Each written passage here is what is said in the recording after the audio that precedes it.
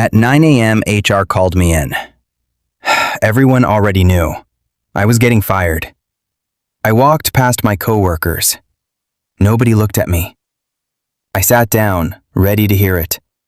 But the first thing they said was, "We need you to start training someone. Immediately." My name is James Anderson, and I've spent the last 9 years making sure nothing in my department ever breaks.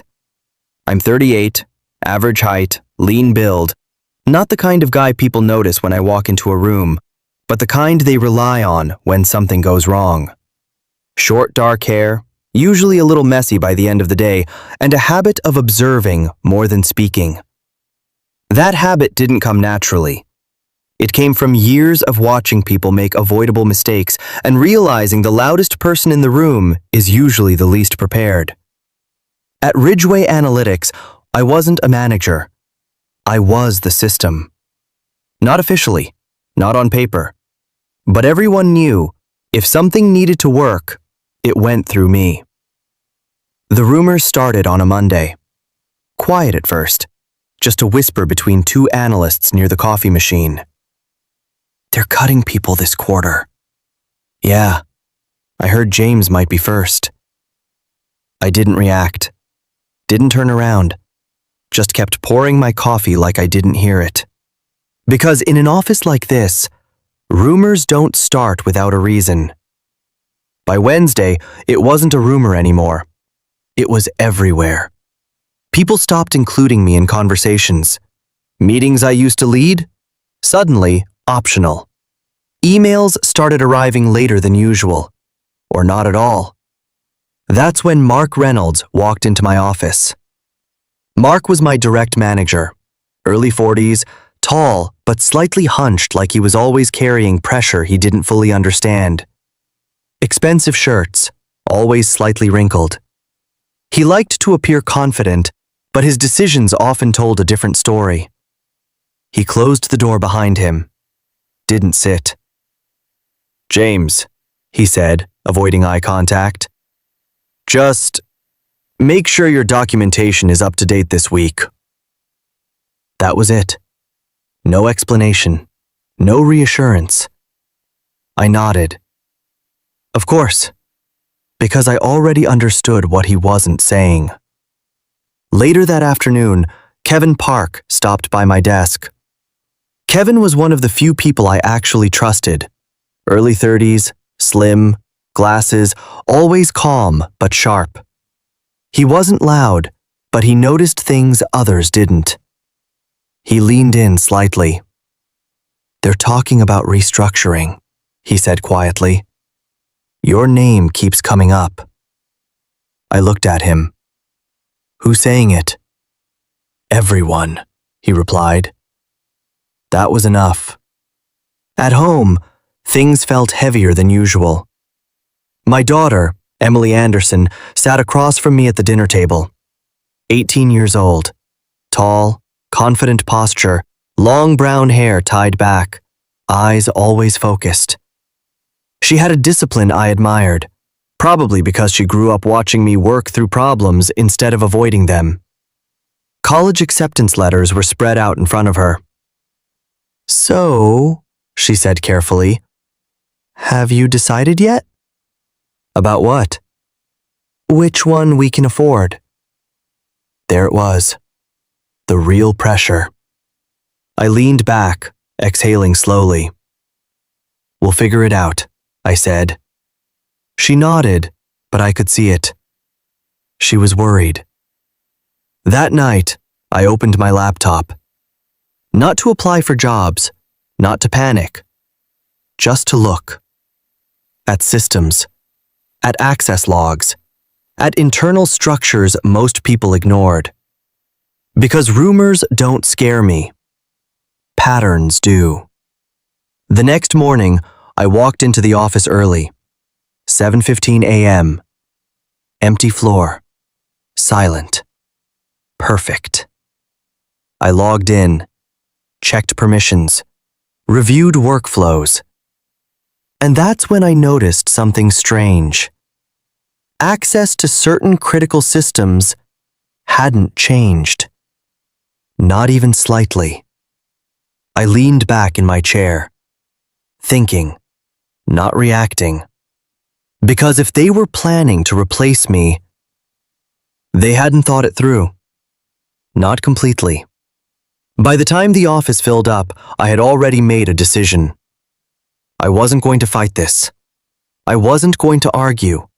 I wasn't even going to ask questions. I was going to do exactly what they expected, and nothing more. Because sometimes, the most dangerous position in a company is the one everyone thinks they can replace. The email came at 8:03 a.m. the next morning. Subject line, Role Adjustment Notification. Short, clean, final. James Anderson, your position has been reassigned. Effective immediately, you will transition into a support role under operations. No meeting, no discussion, just a quiet demotion. I read it once, then closed the screen. No reaction, because this wasn't unexpected. It was confirmation. By 9:30 a.m., my access had been updated. Not removed, not restricted fully, just adjusted. That told me more than anything else. I walked down to IT. Ryan Keller sat behind the desk, a 27-year-old systems technician, thin, slightly hunched, with messy blonde hair and dark circles under his eyes like he hadn't slept properly in days. Smart, but not confident. The kind of guy who followed instructions exactly, without asking why. "Hey, Ryan," I said calmly. "Quick question. My system permissions. What changed?" He clicked through a few screens, frowning. Looks like they downgraded your role tag," he said. "But all your back-end access is still active." I nodded slowly. "Should it be?" Ryan hesitated. "I mean, usually they'd revoke this level, but the ticket didn't say anything about it." Of course it didn't. Back at my desk, I didn't open emails. I opened archives. Every workflow, every report, every internal system tied to my name. And that's when I saw it. The compliance authorization record. Still active, still valid, still under my name. I leaned back, thinking. Then I opened the internal policy system. Section 9.4, something I had helped draft 3 years ago. Any operational role holding system authority must be formally reassigned within 30 calendar days. Failure to do so results in invalidation of all dependent processes. I read it twice, then a third time. Not because I didn't understand it, but because I knew exactly what it meant. They hadn't replaced me, not officially, which meant nothing had changed. Not legally, not structurally. That afternoon, I started backing everything up. Not out of fear, out of discipline. Folders organized, files labeled, timelines documented. Everything precise, everything complete. That evening, Emily was sitting at the kitchen table again. Same papers, same quiet tension. "Dad," she said, "can I ask you something?" "Of course." "If something important depends on one detail and people ignore it, is that a mistake?" I smiled slightly. "No," I said. "That's a pattern." She tilted her head. "What do you mean?" "Real mistakes happen once," I replied. "Patterns happen when people think details don't matter." She looked down at her paperwork again, reading more carefully this time. Later that night, I received an internal message from someone I didn't expect. Laura Simmons, mid-30s, corporate legal counsel. Tall, composed, always dressed in sharp, minimalistic suits. She had a reputation for being meticulous, almost to the point of paranoia. People thought she overanalyzed things. I knew better. James, her message read, quick question. There's a gap in the transition documentation for your role. Was there a formal reassignment I missed? I stared at the screen, then typed back, not that I'm aware of. 3 dots appeared, then disappeared. No reply. She saw it, but she didn't push. Because in companies like this, knowing something and acting on it are very different decisions. I closed my laptop. Everything was in place. No noise, no conflict, no warnings. Just a system, slowly moving toward a failure no one else could see. I submitted my resignation on a Friday at 8:07 a.m. No meeting request, no speech, just a clean email. Effective in 14 days, I will be stepping down from my position at Ridgeway Analytics. 2 sentences. 9 years reduced to that. HR replied within 20 minutes.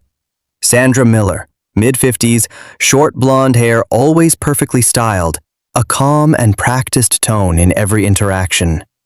She had spent her entire career avoiding conflict by hiding behind process. Thank you for your notice, James. We'll proceed with standard transition procedures. Standard. That word almost made me smile. Over the next 2 weeks, I followed every instruction, every meeting, every report, every request. Except one thing. I didn't explain anything. They assigned someone to shadow me. Evan Cole, 25, fresh out of business school, tall, slim, clean-cut, with the kind of confidence that comes from theory, not experience. He smiled a lot, asked the right questions, but didn't yet understand what he didn't know. So, you just handle the workflow system? He asked on his second day. I nodded. That's part of it. He typed quickly, trying to keep up. What's the most important thing I should learn? I looked at him for a moment. Details, I said. Everything depends on details. He nodded like he understood. He didn't. I gave him everything they asked for. Process maps, documentation, access guides. Clean, structured, easy to follow. But I didn't give him context. Because context isn't written down. It's learned. On my last day, I arrived early, 6:50 a.m. The office was empty, quiet, the way I liked it. I logged in one final time, checked the system. Nothing had changed. No reassignment, no update, no correction. At 4:12 p.m., my access was revoked. Late. Again. Ryan sent me a quick message. Hey, sorry about the delay. System lag. I typed back, all good. Because it was. I walked out without saying goodbye. No dramatic exit. No final speech. Just a quiet step through the door. Monday morning, Ridgeway looked exactly the same. Emails flowing, meetings running, people working, as if nothing had happened. Evan had already taken over my desk. Mark was back to his usual routine. No announcements, no disruption, and no one checked the system. Day 1. Day 2. Day 3. Nothing. The clock had started. 30 days. And no one was counting. At home, Emily sat across from me again. This time, no papers. Just silence.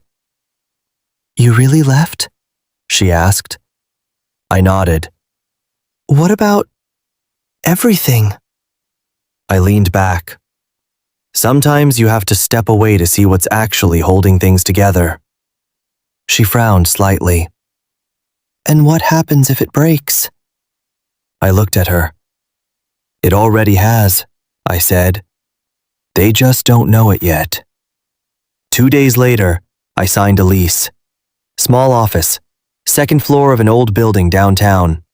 Nothing impressive, but enough. Anderson Consulting. Simple name, clear purpose. I updated my profile that night. Not aggressively, just accurately. Experience, specialization, availability. The first call came faster than I expected. Daniel Harper, early 40s, broad shoulders, deep voice, partner at a mid-sized consulting firm. Direct, efficient, no wasted words. We have a client with a compliance issue, he said. Urgent.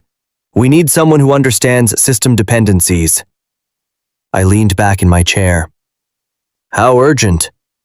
2 weeks before audit. I smiled slightly. Then you called the right person. While Ridgway continued moving forward, unaware, unchanged, unprepared, the system they thought they replaced was already counting down. The first contract went public 12 days after I left. A mid-sized logistics firm. Multi-year agreement. 8 figures. Ridgway's name was everywhere. Efficient, agile, scalable. I read the headline from my desk, the morning light reflecting off the glass window of my new office. They looked stronger than ever. From the outside. Internally, nothing had changed. That was the problem.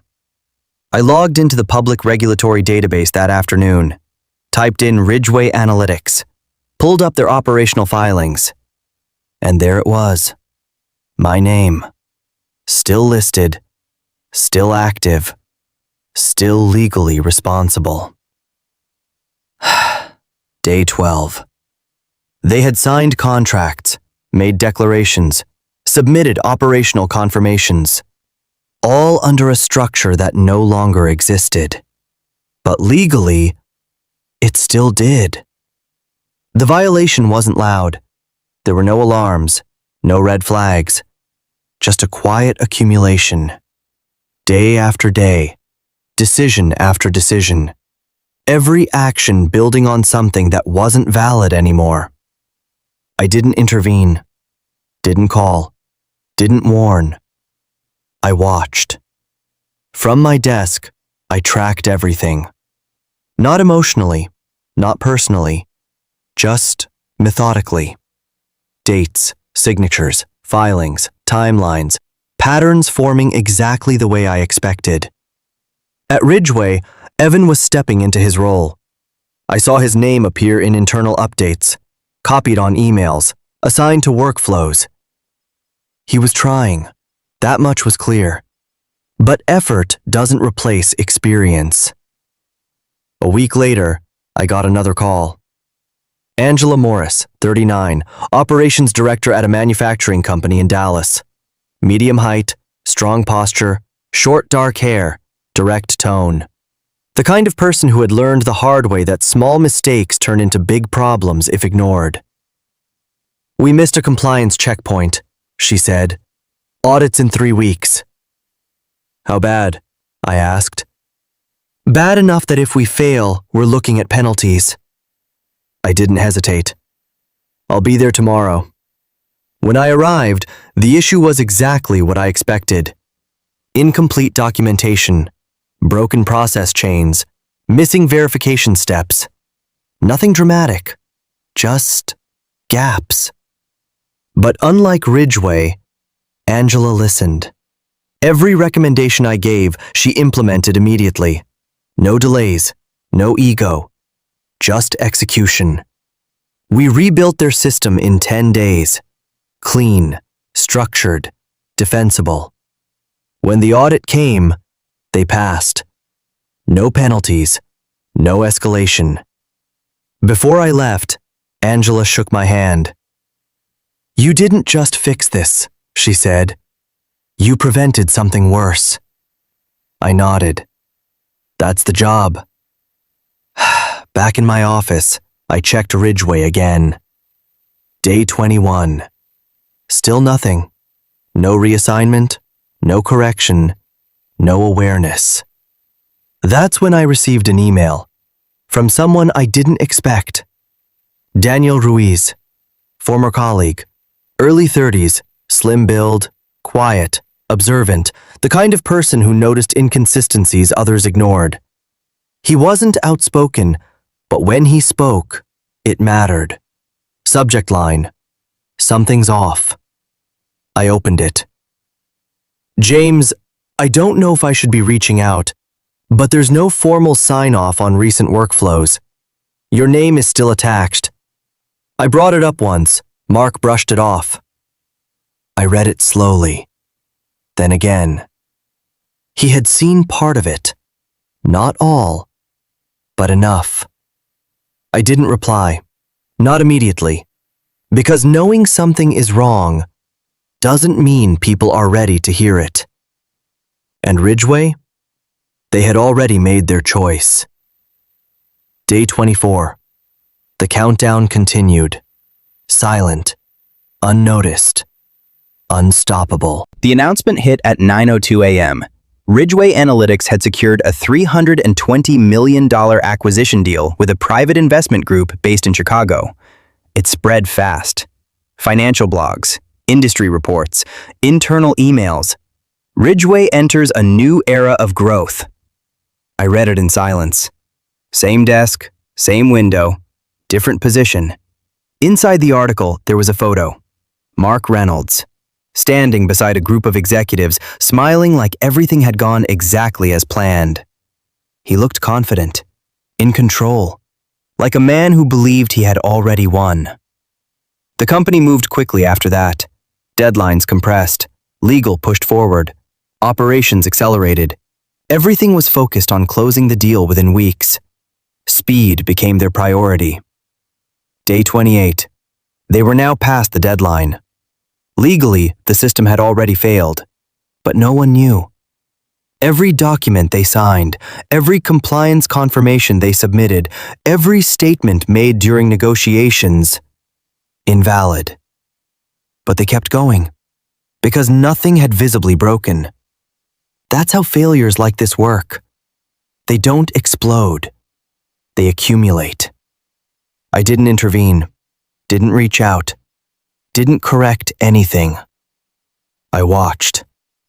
That afternoon, I received a call. Unknown number. I answered. "This is James Anderson?" "Yes." "My name is Michael Carter." Mid-50s, as I would later learn.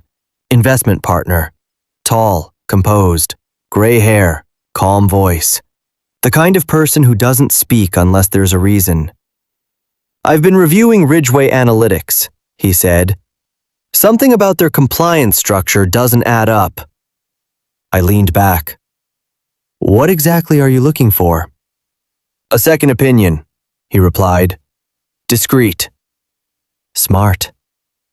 "They're moving too fast," he continued, "and I can't find a proper transition in their authority records." I didn't confirm anything, didn't deny it. "You're asking the right questions," I said. He paused. "That's not an answer." "No," I replied. "It's the only one that matters." We ended the call without agreement, but not without understanding. That evening, Emily walked in holding an envelope. Her expression said everything. "I got it," she said. Full scholarship, law program, everything covered. I took the letter, reading it slowly. Not because I needed to, because moments like that deserve to be felt. She smiled. "You always said details matter." I nodded. They do. For the first time in weeks, the pressure shifted. Not gone, but lighter. Back at the office, my inbox kept growing. Consulting requests, advisory offers, long-term contracts. One stood out. Subject line: Senior Compliance Advisory Role, from Lena Brooks, late 40s, executive recruiter. Sharp tone, direct writing style, known for placing specialists into high-stakes corporate roles. "We're representing a client seeking someone with your background," she wrote. "High-level oversight, strategic authority." I read it twice. Didn't reply. Not yet. Because timing matters. Ridgway was approaching the most critical point. Negotiations nearing completion. Confidence at its peak. Risk at its highest. Day 30. Still no reassignment. Still no awareness. Still no correction. And somewhere in a boardroom, they were finalizing a deal they didn't legally have the authority to complete. I closed my laptop. Some mistakes don't need interference. They just need time. The due diligence team arrived on a Wednesday morning. No announcement, no fanfare, just quiet efficiency. There were 6 of them. Lawyers, analysts, auditors, all focused, all precise. But the one who mattered most didn't stand out at first. Rachel Kim, 28 years old, slim build, straight black hair tied neatly back, minimal makeup, sharp eyes behind thin-framed glasses. Calm, observant. The kind of person who didn't speak unless she was certain. She wasn't loud. She didn't need to be. The first 2 days were smooth. Financials checked, operations verified, reports aligned. Mark led every meeting. Confident, relaxed, like nothing could go wrong. Rachel barely spoke. She listened, took notes, watched everything. On the 3rd day, she started asking questions. Small ones, specific ones. Who signs off on compliance filings? Where is the transition record for authority? Who currently holds operational responsibility? Mark answered quickly, confidently, without hesitation. "Everything's been restructured," he said. "We streamlined the process." Rachel nodded, but she didn't write anything down. That was the first sign. Later that afternoon, she moved away from the main team. No meeting, no explanation. She went into the records system. Hours passed. No one noticed. Because no one expected the problem to be there. At 3:26 p.m., she found it. One record. One line. Primary authority, James Anderson.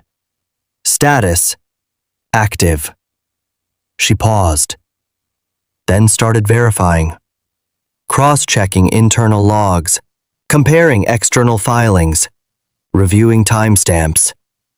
Everything matched. Nothing had changed. Legally, James Anderson was still responsible. She printed the file, walked back to the conference room, requested a private meeting. Mark, legal, senior leadership. No presentations this time, no slides, just a table and a folder.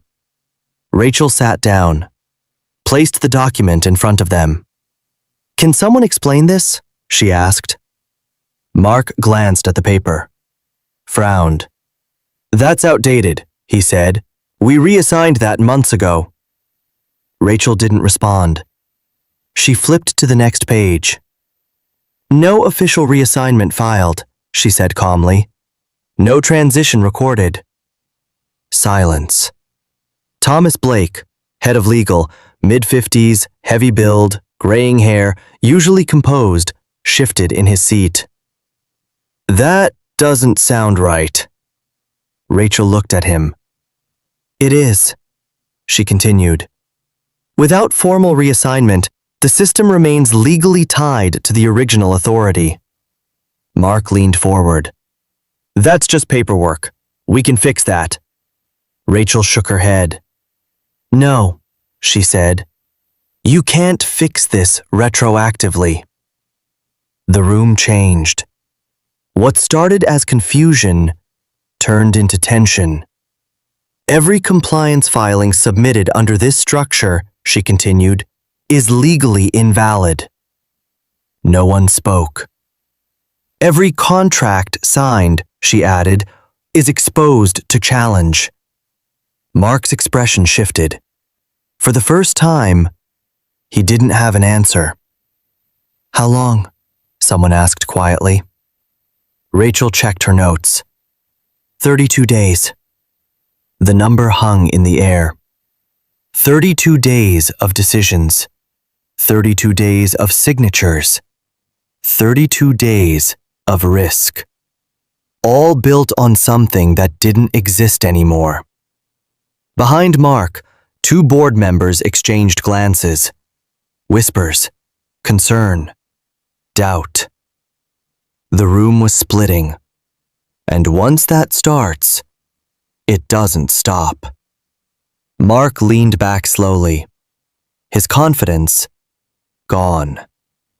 We can bring him back, he said. Fix the system. Rachel closed the folder. You can try, she said.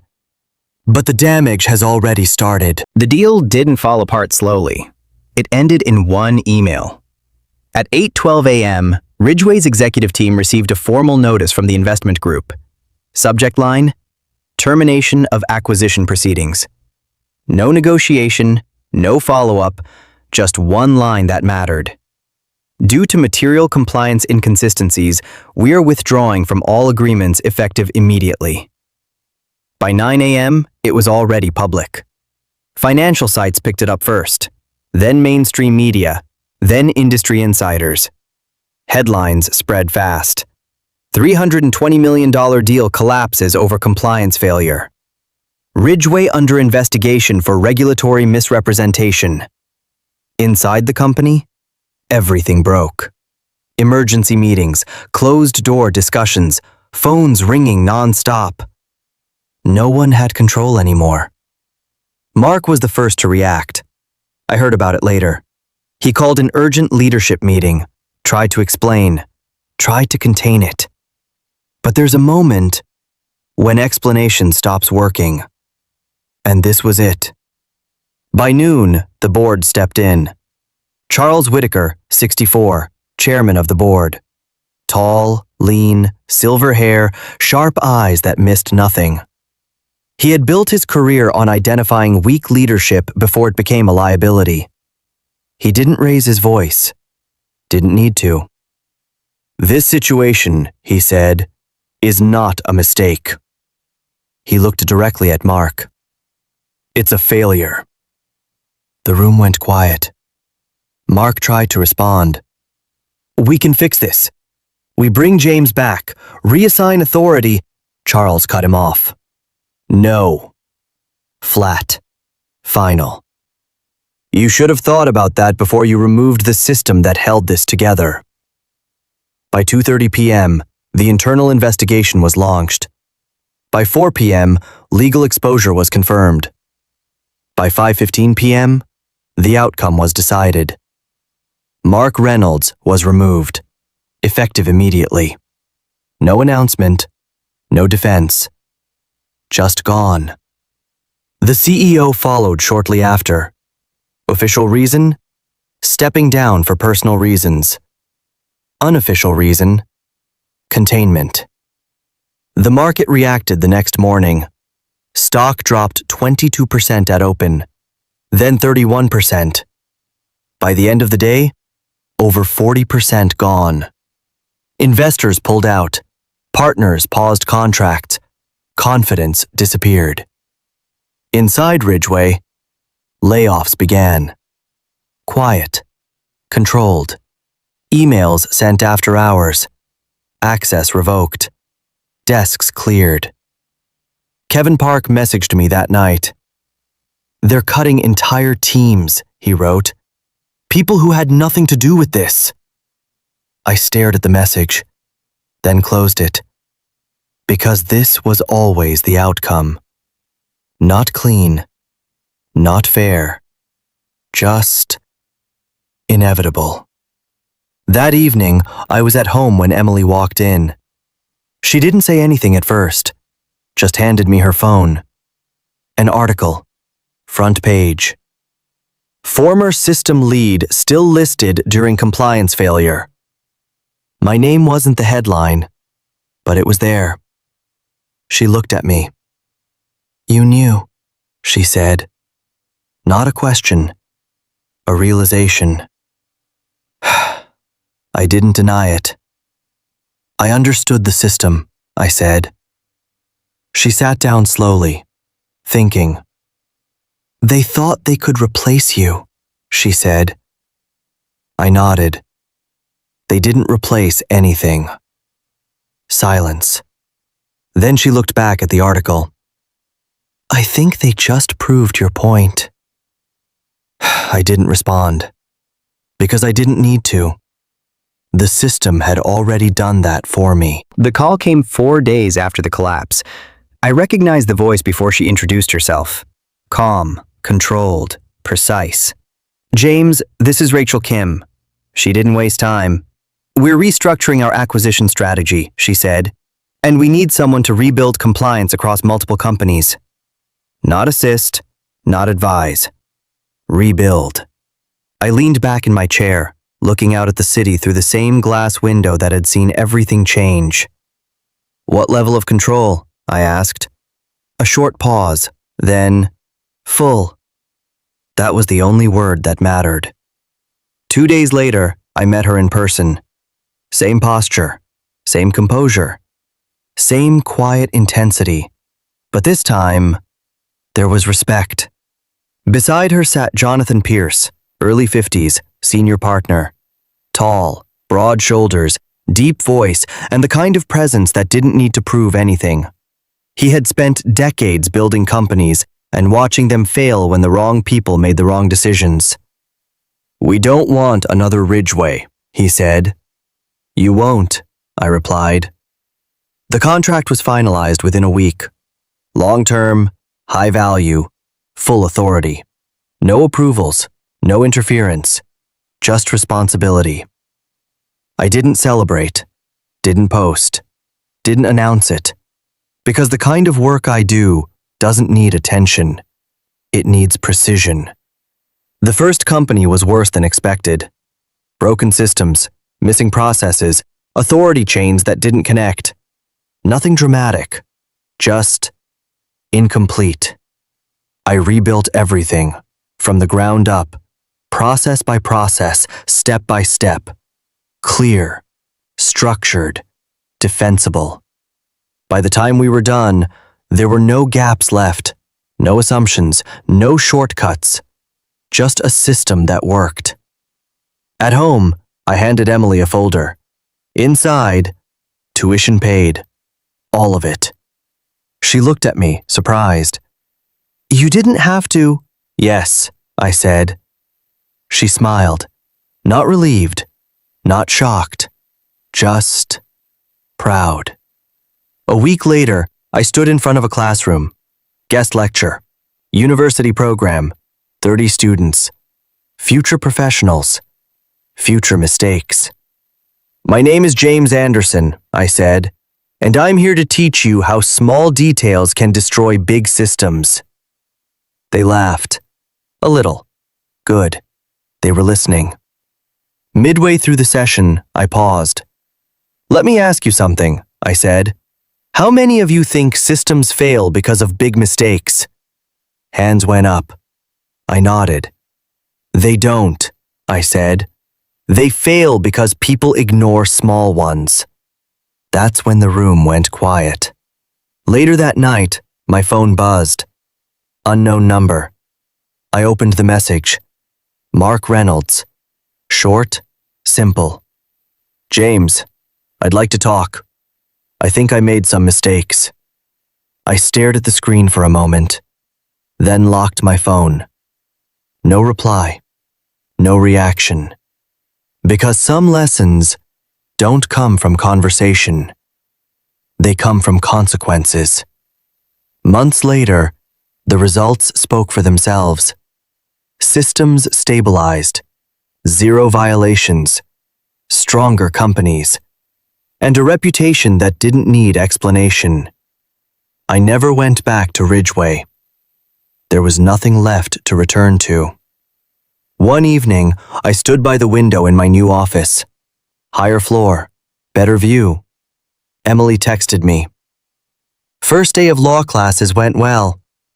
I smiled, typed back, read everything. She replied instantly, I will. I looked out over the city. They thought removing me would fix the problem. What they didn't understand was simple. You can remove a person, you can ignore a system, but you can't escape the consequences built into it. And I didn't need revenge. I just needed time. If I could go back, would I say something sooner? Or would I still stay silent, knowing exactly how it would end? Was I just doing my job? Or did I let it happen to prove a point? If you were me, would you warn them? Or walk away and let the system expose everything? Tell me what you would choose. And if you want more stories like this, like and subscribe. There's always another story waiting.